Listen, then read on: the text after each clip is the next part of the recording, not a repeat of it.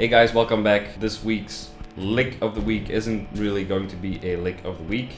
I've had some trouble of coming up what to say about this particular transcription. I could go over the chords and just say what you can read, but that's hardly illuminating or helpful in my opinion. It's also not a reharmonization or an arrangement of an existing tune, or at least as far as I know, so no help there. And so I figured I'd take a little more of a philosophical approach and make it a little bit more meta. First of all, I chose to transcribe this because I was immediately drawn by the sound and the color. And then the thing always happens when you transcribe is, or most of the time what happens when you transcribe is you figure out what the chord is or the lick or what line, whatever it is, and then the magic sort of disappears. So the sound has been demystified. You have been able to classify this unknown as being X or Y or Z.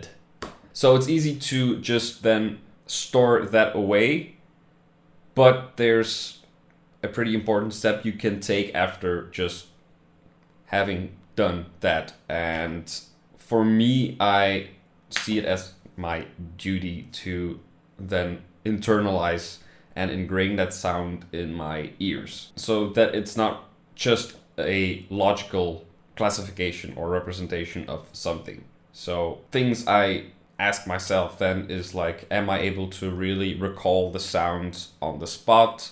Do I know what kind of feeling this thing evokes? What would be the result or the effect if I use this thing? Where can I use it? How can I use it? Blah, blah, blah. All these different things I try to answer for myself. That's, in my opinion, actually how you get something out of the things you're transcribing.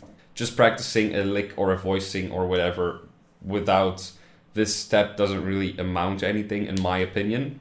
And you'll always struggle to implement like new material into your playing. And again, this is just from my experience, and I'm speaking from my own errors and mistakes. Your mind's ear, your oral imagination, whatever you want to call it, is one of your biggest assets, and it needs as much tending to as technical training, for example.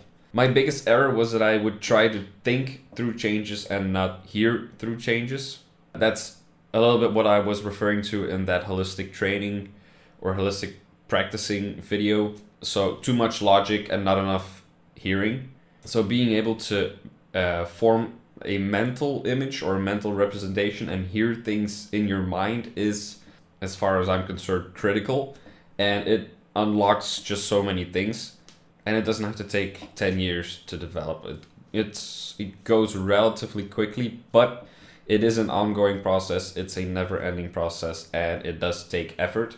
Anyway, this transcription kind of inspires me. I'm not a big fan of that word, but it inspires me to experiment, actually. For example, there's one voicing that I particularly liked. It is a sound I knew previously, but I've never come across that particular voicing. That's something I just feel like exploring. For example, this voicing has inversions. You can play in single notes. It has neighboring notes. It's probably derived from other chords. It has a certain key center. You can do a million different things with it. For me, it's an important part of the process to go through that exploration process and just fool around with it and just discover new things and try and tie it back with things you already know, uncover certain things you've never done before, or just try to figure out new ways to play it and not necessarily just copy what's being done in the recording. That's just a starting point. Like, okay, you discovered this, you think it's cool, now what can I do with it? And always try to hear things in your mind first. Something you can do is play the voicing and then try to sing it.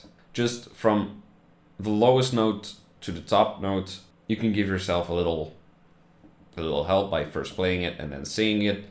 But really try to hear that note in your mind before you sing it. And just going through that process is gonna help you so much. Try to make melodies with it.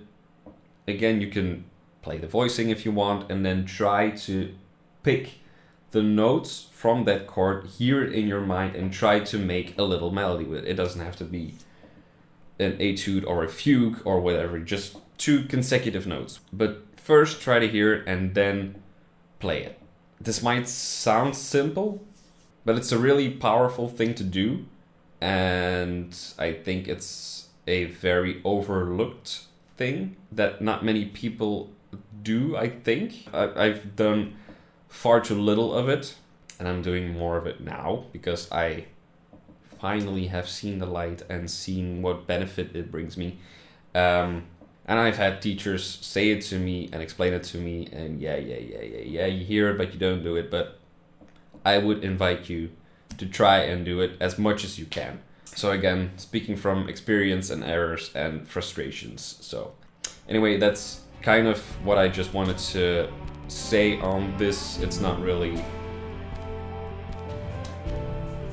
a theoretical, analytical breakdown of anything. It's more, again, like I said, a philosophical thing or a meta thing, or just something that hopefully is helpful to you and will help you in your development as a musician. Anyway, have fun with it and see you next time.